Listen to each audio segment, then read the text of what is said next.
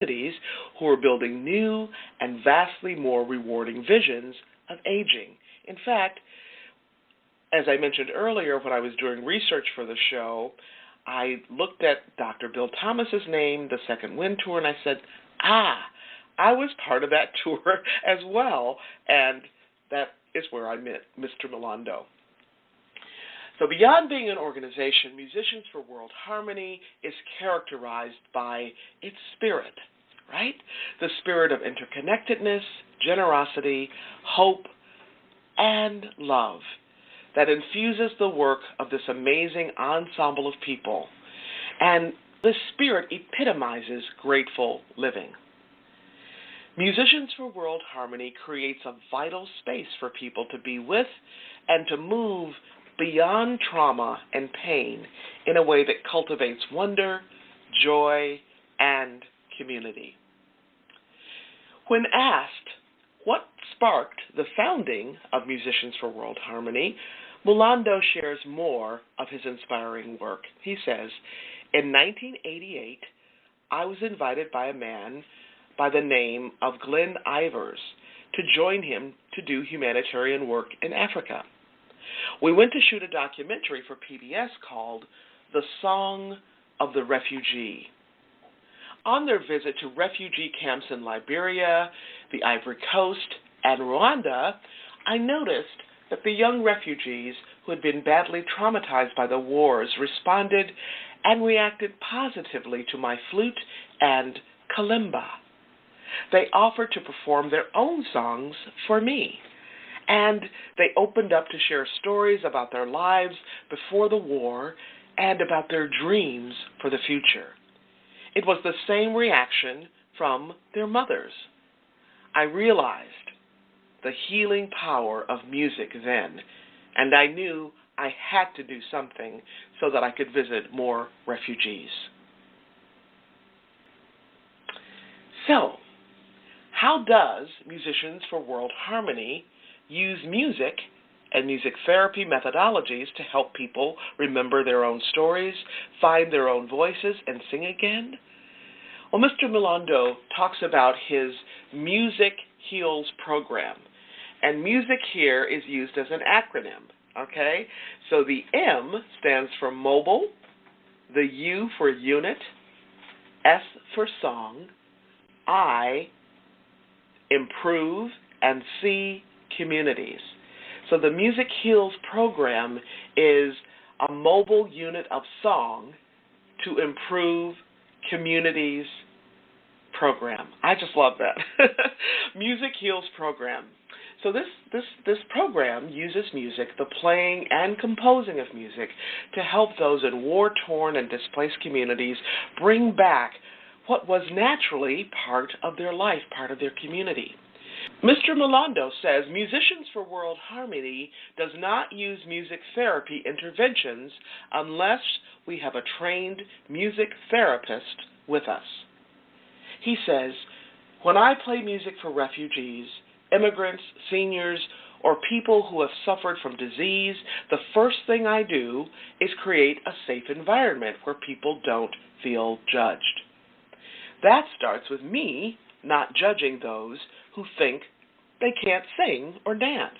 People have to feel safe. They have to feel appreciated.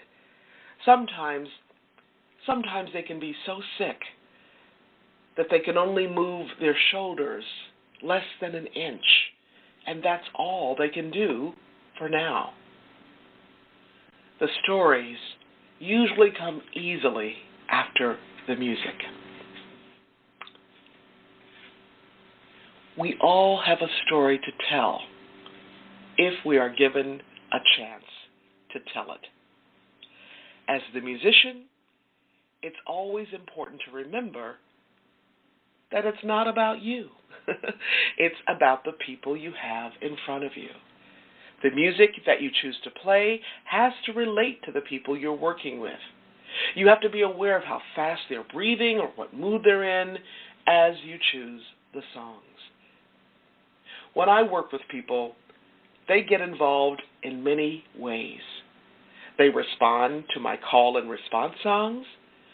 They share their own songs and many times their stories. They also usually move or dance.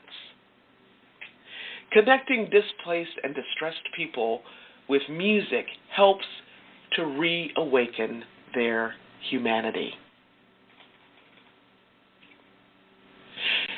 So you might wonder, like I did, how does music help to reawaken the humanity in their hearts? How does this happen? How does music heal? Well, Samite Mulando explains it this way. Music has the ability to touch the soul and speed up the healing process. When people hear music instead of gunshots, it gives them hope. It reminds them of how things used to be before the wars.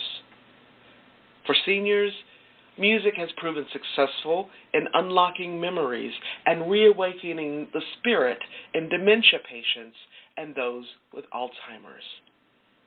The positive impacts of music are evident to me in the participation of the seniors in senior centers. Even when we played music that was not familiar to them, every single person was dancing or moving and smiling. Seeing someone with dementia or someone who can barely move be able to participate is a real gift.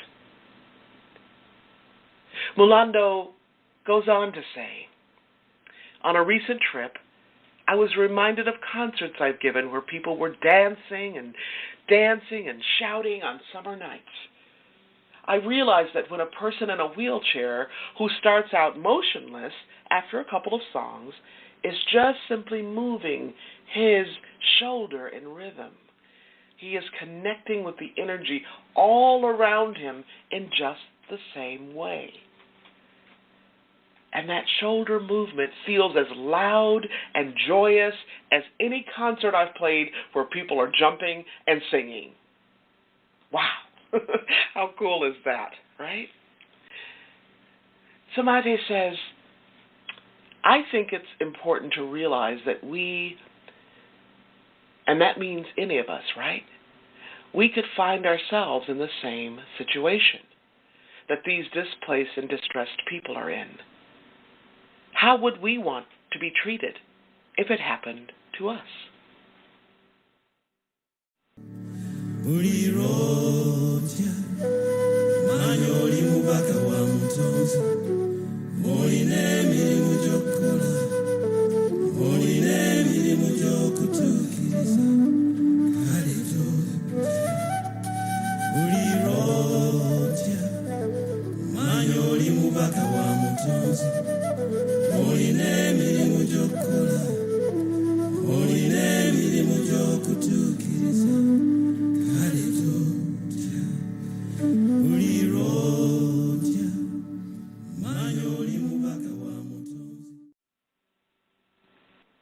Pretty powerful stuff, right?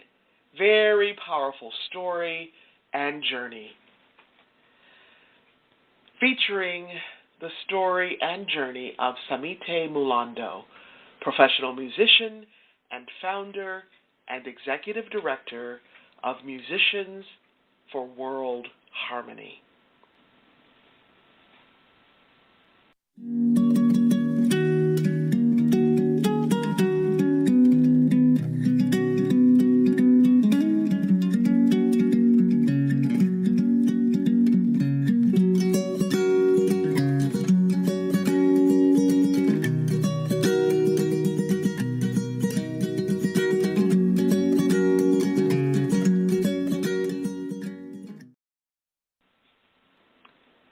Through his story, we have been talking about the amazing power of music, the power of music to heal, the power of music to bring hope and joy and wonder, and reawaken the humanity of a broken spirit.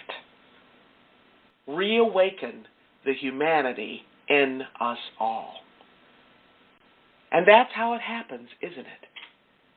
Transforming the world one by one transforming the world one song, one piece of music at a time, and one person at a time, one community at a time. It's really all about the power of one person to make a difference. Who knows? Maybe today will be your day.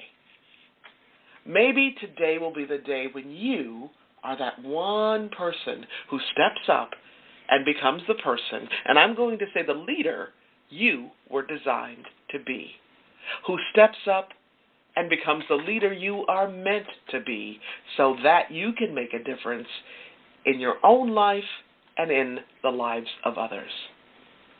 Be sure to join me next week as we continue to celebrate the majestic music of your life and celebrate you for making your life count. Now, if you missed last week's show or any part of this week's show, you can listen to the recording at your convenience. You can even listen to it on the go. Check us out at www.talknetworkradio.com/legacyliving.html. That's www.talknetworkradio.com/legacyliving.html. Now, before I close today, I want to thank each of you for tuning in to today's show. I also want to thank gratefulness.org for giving me permission to share their article. You can find them at www.gratefulness.org, www.gratefulness.org. And I want to thank all of you for allowing me to share a bit about my journey with what legacy living is all about. Not just living and serving so that you make a difference in your own life and in the lives of others. It's about being on purpose every single day, 365, 24/7. Legacy living is one of the many ways to make your life count. I'm your host, Dr. Gloria Burgess. Please join me again next week right here on Talk Network Radio for another podcast of Legacy Living, Make Your Life Count. We're here again next Wednesday, 10 a.m., right here, Talk Network Radio. Don't just count the days in your life. Make the days in your life count. That's what legacy living is all about. Have a fantastic day, and remember, make the days in your life count. God bless you.